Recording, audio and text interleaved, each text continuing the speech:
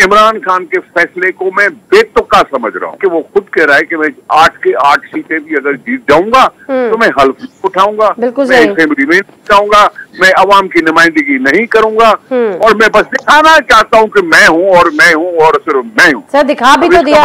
अगर हम 2 सीटें जीते हैं तो पीटीआई के मकबूलियत को हमने चोट तो लगाई। सर मिल मिला के चोट लगाई ना, मजा नहीं आया। इलेक्शन में अभी 1 साल के करीब पड़ा है। ये बात कबले वक्त बात है कि मैं अब बैठ के कहूँ कि जी मिल के हम मुकाबला करेंगे या वो मिल के हमसे मुकाबला करेगा, ये अलग बात है। ठीक है, लेकिन मैं ये कह सकता हूँ कि अब के जो ज़िमनी इंतखाबात हैं, इमरान खान के फैसले को मैं बेतुका समझ रहा हूँ। ठीक है, बेतुका।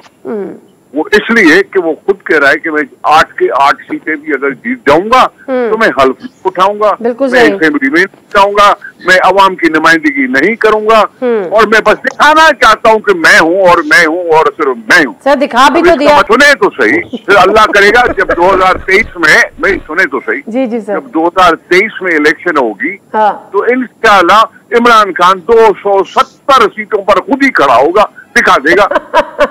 सर तो कानून साजी कर ले, फिर इसमें भी आप लोग एक लगे हाथों। देखो कानून साजी नहीं होनी चाहिए। मैं खुद इसके हक में नहीं हूँ।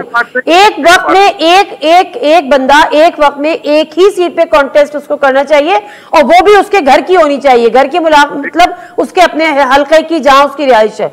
मैं तो खुद इसके हक में हूँ। मैं क्या कह सकता हूँ इस्टेब्लिशमेंट के कहने पर चीफ इलेक्शन कमिश्नर उसने खुद मुकर्रर किया था, वो जब फैसला करें। अगर हम 2 सीटें जीते हैं तो पीटीआई के मकबूलियत को हमने चोट तो लगाई। सर मिल मिला के चोट लगाई ना, मजा नहीं आया।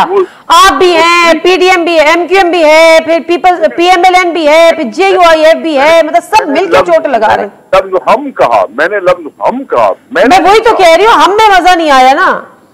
हम में मजा आ जाएगा।